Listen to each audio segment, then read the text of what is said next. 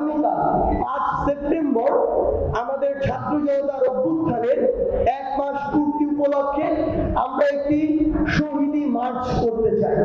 3 দিক থেকে, ওই উত্তরা বিএনএস এর দিক থেকে বলি, বসুন্ধরা, রামপুরা, বাড্ডা, বনশ্রী সরণির ওই 1 নম্বর 2 নম্বর সেক্টরের দিক থেকে বলি, কিংবা আমার এই চিটং রোড, শনিরাত্রা, যাত্রাবাড়ি এই একটি সাইড দিয়ে বলি।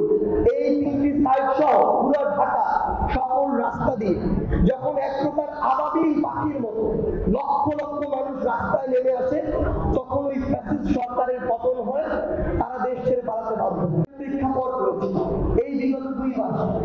একজনের সাথে আসলে আরেকজনের ইতিহাসটি কিন্তু অভিজ্ঞতাটি আপনি কখনো এক করতে পারবেন না, কারণ প্রত্যেকে যে ঘটনাগুলো ফেস করেছেন সেগুলো একজনেরটি আরেকজনের থেকে ভিন্ন। সেই জায়গায় আমরা শুধু আন্তর্জাতিক মিডিয়া নয়, দেশীয় মিডিয়া নয়, বরং প্রত্যেককে তাদের জায়গা থেকে আমরা অনুরোধ করবো, আপনারা এই ডকুমেন্টেশন গুলো করুন। আপনারা দেখুন কিভাবে নিষিদ্ধ গুলিগুলো দিয়ে আমার ভাইয়ের মুক্তি ঝাঁঝরা করা হয়েছে, কিভাবে পুলিশ ওই লিথাল গুলিটি, জনগণের টাকায় কেনা গুলিটি বাংলাদেশের ছাত্র জনতার মেরুদণ্ডে বিদ্ধ করার জন্য, জীবন নেওয়ার জন্য ব্যবহার করেছে। এটি অবশ্যই বাংলাদেশ যতদিন থাকবে বাংলাদেশের ইতিহাসের পাতায় এটি লেখা থাকতে হবে। এটি যদি লেখা না থাকে তাহলে পরবর্তীতে এই আওয়ামী কিংবা অন্য কোনো দল আবার একইভাবে এই ফ্যাসিবাদের ধারক ও বাহক হয়ে উঠবে। তাদের এটি জানা থাকা উচিত, মনে রাখা উচিত, মানুষ কতটা ঘৃণা ধরে এই ফ্যাসিস্ট সরকারকে প্রত্যাখ্যান করেছিল, কত নির্লজ্জভাবে তারা যখন এই ফ্যাসিবাদকে চালিয়েছিল, মানুষ কিভাবে এই ফ্যাসিবাদের পতন ঘটিয়েছিল। আমরা চাই আপনারা এই ডকুমেন্টেশনটি করুন। আমরা ভাবছিলাম যে 5ই অগস্টের পরে 1 মাস হয়ে গিয়েছে, বিভিন্ন জন বলছিল যে আমরা একটি বিজয় র্যালি করতে পারি কিনা, কিন্তু আমাদের অধিকাংশ ভাইরা, বোনেরা, ছাত্র জনতা তাদের জায়গাকে স্পষ্ট করে জানিয়ে দিয়েছে, বিজয় র্যালি, বিজয় মিছিল করার সময় এখনো হয়নি।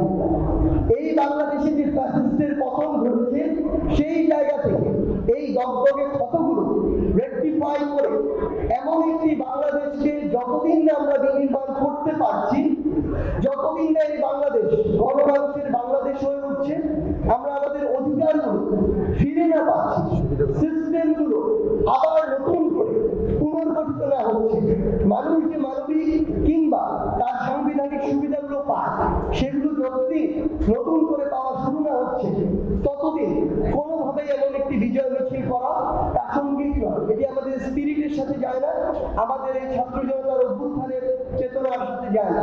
সেই জায়গা থেকে আমরা এই মুহূর্তে সবচেয়ে গুরুত্বপূর্ণ মনে করি আমাদের সেই ভাই বোনদের যারা এই ফ্যাসিস্ট সরকারের পতনের জন্য, আওয়ামী লীগের এই দুর্বিষহ শাসন ও শোষণ আমলের পতনের জন্য নিজের রক্ত দিয়েছে, জীবন দিয়েছে।